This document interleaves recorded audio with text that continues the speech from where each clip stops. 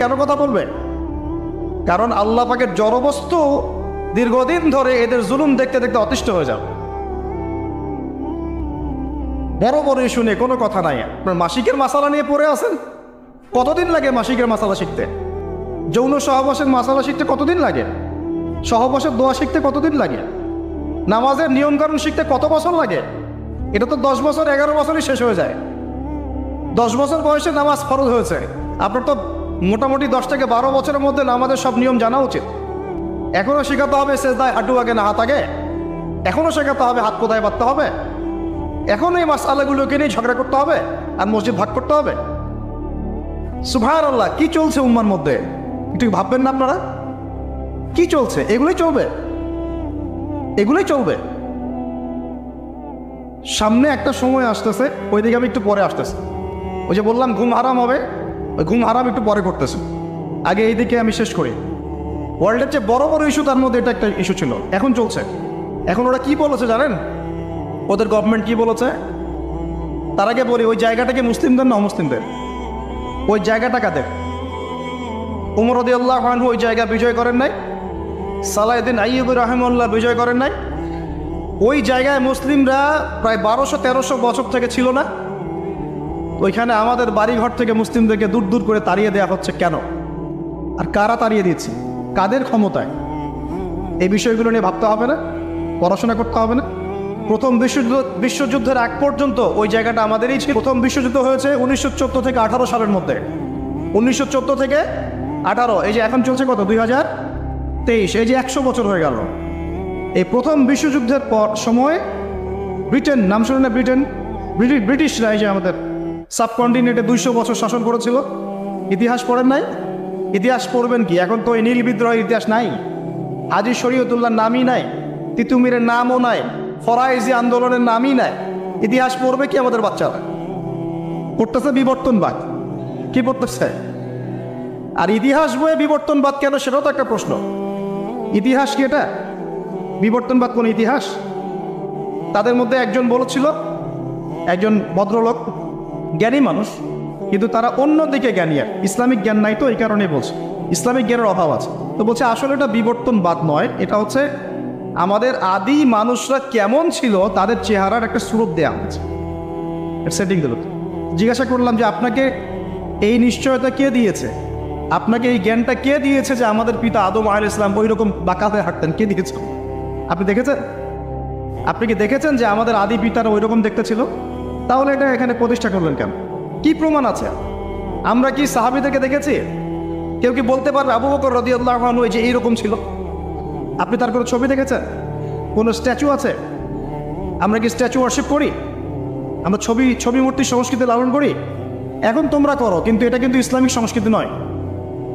এই ছবি মূর্তি নিয়ে যে পাগল হয়ে গেছো না, এটা একটা হাদিসের কিন্তু একটা সম্পর্ক আছে। নবী যে হাদিসে বলেছেন, ততক্ষণ পর্যন্ত কিয়ামত হবে না যতক্ষণ পর্যন্ত আমার উম্মতের একটা অংশ আবার শিরক এবং মূর্তি পূজা করবে না। ততদিন পর্যন্ত কিয়ামত হবে না যতদিন পর্যন্ত আমার উম্মতের একটা অংশ শিরক এবং মূর্তি পূজা করবে না। আমার উম্মতই করবে।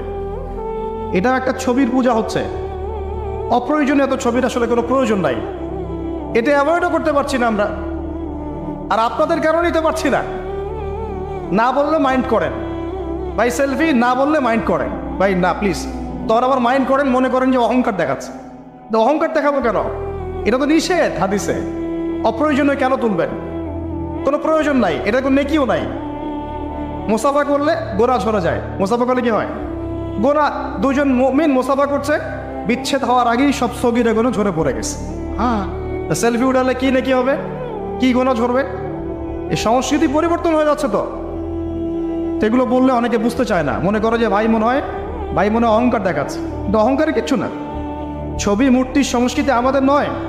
আমাদের সংস্কৃতি দোয়া এবং মুসাফার সংস্কৃতি।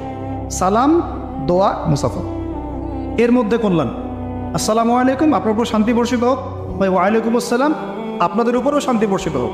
মুসাফা করলেন, গোনা ঝরে গেল, বারাকাল্লাহু ফিক, আল্লাহ আপনাকে বরকত দান করুন, শেষ।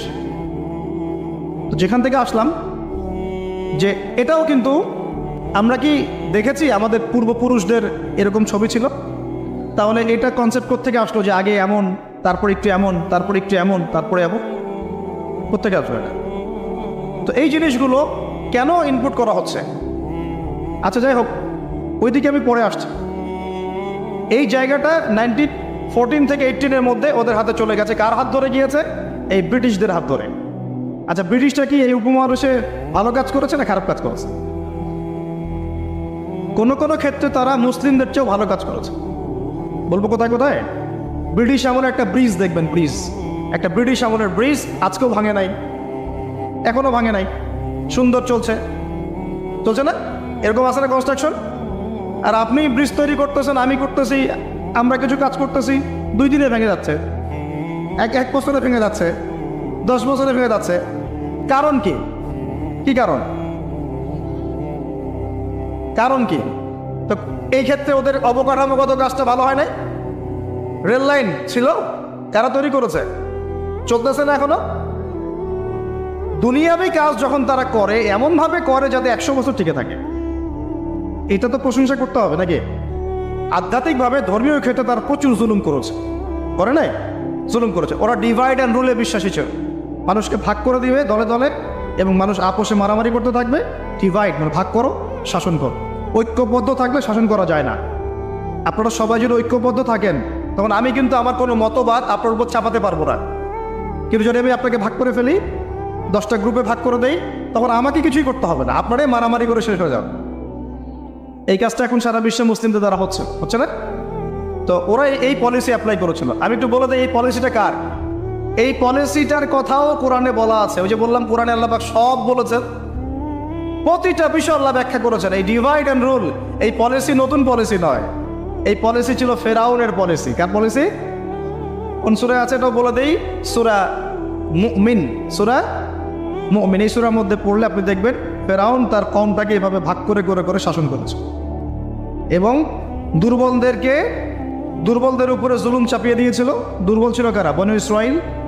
এই কারণে তাদের থেকে শ্রম নিয়েছে, পারিশ্রমিক দেয় নাই ঠিক মতো। যাই হোক, এখন ওদের হাত ধরে 1914 থেকে 18-এর মধ্যে এরা এই প্যালেস্টাইনে ঢুকে জায়গা দখল করে বসতি নির্মাণ করে আস্তে আস্তে শক্তিশালী হয়ে আমাদের ভাইদেরকে তাড়িয়ে দিয়ে, বাড়িগুলো পুড়িয়ে দিয়ে, মা বোনদেরকে ধর্ষণ করে আস্তে আস্তে আজকে এই পুরো জায়গাটা দখল করে ফেলেছে।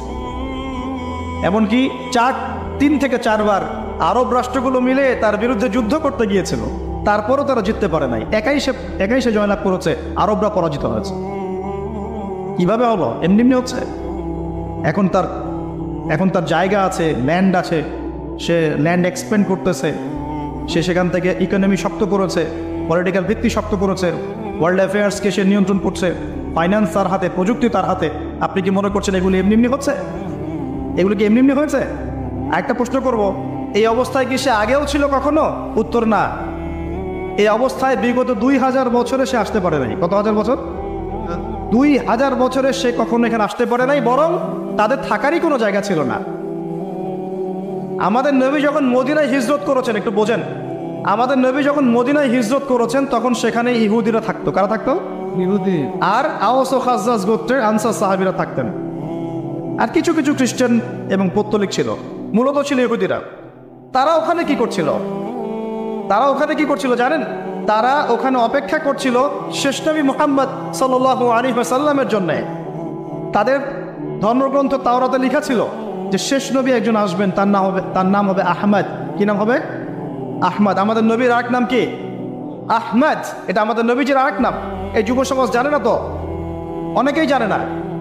এরা নেইমার মেসিকে চিনে, আমাদের নবীর নাম আহমদ তারা জানে না, অনেকেই জানে না। আমি চ্যালেঞ্জ করছি, আপনি জ্ঞান নিয়ে সুমারি করে দেখেন, যুব সমাজের অনেকেই বেসিক জিনিসই জানে না। আর এখন আরেকটা প্রজন্ম তৈরি করার চেষ্টা করা হচ্ছে যারা এতটুকুও জানবে না, ওইটুকুও জানবে না। এখন যা জানে তাও যেন না জানে। তো এটা তাদের ধর্মগ্রন্থে লেখা ছিল, এই কারণে তারা অপেক্ষা করছিল শেষ নবী আসলে তারা তার হাতে বায়াত করবে। কারণ তাদের ধর্মগ্রন্থে ছিল যে মুহাম্মদ সাল্লাল্লাহু আলাইহি ওয়াসাল্লাম যখন শেষ নবী হয়ে আসবে, তার অনুসারীরা বিশ্বটাকে শাসন করবে। করেছিল না? আবু বকর সিদ্দিক, ওমর রাদিয়াল্লাহু আনহু, উসমান, আলী, তাদের সময় রাদিয়াল্লাহু আনহু আজমাইন সারা বিশ্বকে আমরা শাসন করি নাই? খেজুর গাছের মসজিদের নিচে বসে খেজুর গাছের নিচে ঘুমিয়ে উমর রাদিয়াল্লাহু আনহু এক ইশারায়